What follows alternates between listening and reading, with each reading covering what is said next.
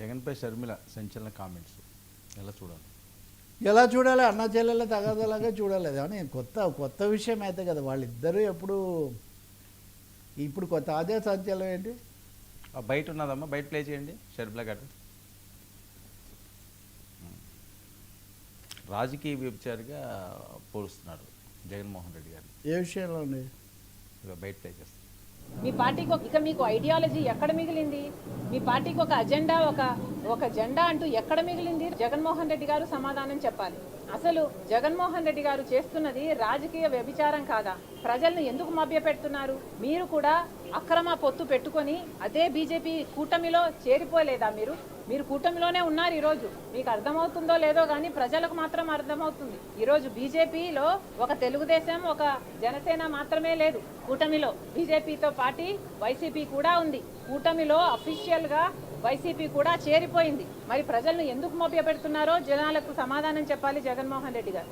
నిజంగా మీకు దమ్ముంటే అవును మేము బీజేపీకి తోక పార్టీయే, తొత్తు పార్టీయే అని జగన్మోహన్ రెడ్డి గారు ఒప్పుకోవాలి. లేదు ఒప్పుకోలేను, నాకు ఆ ధైర్యం లేదు అంటే జగన్మోహన్ రెడ్డి గారు చేతి మీద బీజేపీ అని పచ్చబొట్టు వేయించుకోండి. అప్పుడు మీరు చెప్పకపోయినా మీరు చేయెత్తితే చాలు మీరు బీజేపీలో చేరిపోయారు అని ప్రజలకు క్లారిటీ అయినా ఉంటుంది. అసలు అరే పక్కన బీఆర్ఎస్ పార్టీ ఉంది, కనీసం వాళ్ళు ఎవరికీ ఓటేయకుండా అబ్స్టైన్ అయినా అయ్యారు. ఆ మాత్రం ఇంగితం కూడా లేకపోయింది వైసీపీకి. రాజశేఖర రెడ్డి గారి కొడుకు అయ్యుండి ఆర్ఎస్ఎస్ అభ్యర్థికి మద్దతు ఇచ్చారు అంటే ఎంత సిగ్గుచేటు. చరిత్రలో రాజశేఖర రెడ్డి గారి ఛాతిలో కత్తితో పొడిచిన వాళ్ళగా మిగిలిపోతారు జగన్మోహన్ రెడ్డి గారు.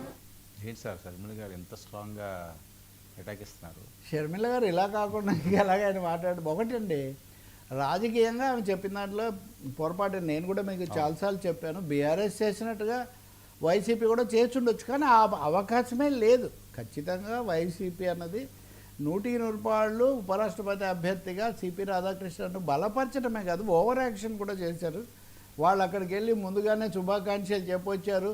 మళ్ళీ ఓటింగ్లో పాల్గొన్న తర్వాత వైవి సుబ్బారెడ్డి బయటకు వచ్చి మేమందరం ఓటేసామని మరీ చెప్పారు.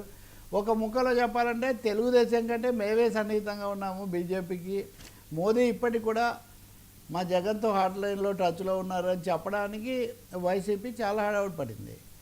తప్పకుండా షర్మిల కాంగ్రెస్ నాయకురాలుగా, రాష్ట్ర కాంగ్రెస్ అధ్యక్షురాలుగా ఆ విషయాలు చెప్పొచ్చు. అది చెప్పిన దాంట్లో భాష అంటారా? ఓకే, మీరు ఆ విషయం అధికారికంగా ఒప్పుకోకపోతే, అంటే మీరు బీజేపీతో ఉన్నానని చెప్పకుండా బీజేపీకి ఓటేస్తే దాన్ని ఈ విధంగా రాజకీయ వ్యభిచారం అంటారని ఆమె అంటున్నారు. రాజకీయ పరిభాషలో అలా అంటారు, అందులో ఇంకేమీ పెద్ద అభ్యంతరం లేదు. కానీ వైసీపీ వాళ్ళే కాదు, కాంగ్రెస్ వాళ్ళు కూడా కొంతమంది షర్మిలను అంటుంటారు, మీరు జగన్ మీద ఫోకస్ పెట్టినంతగా ఇక్కడ రాష్ట్రంలో ఎన్డీఏ ప్రభుత్వం ఉంది, రాష్ట్రంలో బీజేపీ కూడిన ప్రభుత్వం ఉంటే దాని మీద ఎందుకు పెట్టడం లేదు అని వాళ్ళ నాయకులు కొంతమంది ఢిల్లీ వెళ్ళి మరీ ఫిర్యాదు చేసి వచ్చారు. కాబట్టి కాంగ్రెస్ పార్టీ కార్యాచరణలో కూడా ఏమైనా మార్పు వస్తుందో ఈ అంశాన్ని వాళ్ళు హైలైట్ చేస్తే, అంటే ఈ రాహుల్ వీళ్ళ అంశాన్ని కనుక హైలైట్ చేసి నిజంగా బీజేపీ ఇప్పుడు లోకేష్ మొన్న మాట్లాడారు ఏమని, మేము బీజేపీకి మద్దతు ఇవ్వడం రాష్ట్రానికి నిధుల కోసం కాదు, ఇవి రెండు వేరువేరు విషయాలు అన్నారు.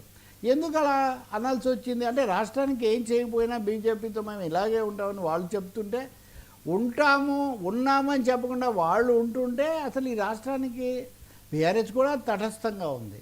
సో తర్వాత ప్రాంతీయ పార్టీలన్నీ జనసేన ఒకవైపు వీళ్ళందరూ బీజేపీతో కట్టకట్టుకొని ఊరేగడం అన్నది ఖచ్చితంగా ఒక రాజకీయమైన ఇబ్బందిని, రాష్ట్రానికి నష్టాన్ని తెచ్చిపెడుతుంది. అందులో రెండో అభిప్రాయం ఇంకేమీ లేదు. ఎవరో నిన్ననే అన్నారు, ముఖ్యమైన నాయకులు ఎవరో నాకు గుర్తు రావట్లేదు, ఏపీ బీజేపీ శాఖను చంద్రబాబు నాయుడుకు వీరు తాకట్టు పెట్టారని బీజేపీ అనుకూలు కొంతమంది విమర్శిస్తున్నారు. రాజాసింగ్ ఇక్కడ విమర్శిస్తున్నారు. అంటే రాజకీయ పార్టీల మధ్య ఆ సైద్ధాంతికమైన భావజాలపరమైన రేఖలు చెరిగిపోయి ఆ నాయకులను బట్టి, ఆ కుటుంబాలను బట్టి, వాళ్ళ అవసరాలను బట్టి నడుస్తున్నట్టుగా కనిపిస్తుంది. ఎందుకంటే ఏపీ బీజేపీ ఎలాంటి విమర్శలు చేయటం లేదు, మీరు తాకట్టు పెట్టారు అని వీళ్ళు విమర్శిస్తున్నారు. పేర్ని నానినే మరి వాళ్ళ పార్టీ వెళ్ళి బీజేపీకి, అంటే బీజేపీతో వైసీపీ కలవడాన్ని షర్మిల విమర్శించారు. ఇప్పుడు దట్స్ రైట్. నిన్న రాఘవల్ కూడా సిపిఎం నాయకుడు ఆయన కూడా విమర్శించారు. కానీ పేర్ని నాని ఏం విమర్శిస్తున్నారంటే, బీజేపీ తెలుగుదేశాన్ని విమర్శించారు. తెలుగుదేశాన్ని ఎలా విమర్శిస్తుంది? ఎన్డీఏలోనే వాళ్ళు భాగస్వాములుగా ఉన్నారు కాబట్టి. అంటే బీజేపీ పెరగడం లేదు, తెలుగుదేశానికి లోబడిపోతుందని చెప్తున్నారు. ఈ రాజకీయాలు తెలుగు తల్లికి తప్ప మామూలు వాళ్ళకి అర్థమయ్యే పరిస్థితి, ఆమెకన్నా అర్థం అవుతాయో లేదో తెలియదు. ప్రాంతీయ పార్టీలు ఇంతగా లోబడిపోవాల్సిన అవసరం లేదు, జగన్ అయినా చంద్రబాబు నాయుడు అయినా. సార్ రాహుల్ సోనియాల టార్గెట్ కోర్టులో చొక్కెదురు.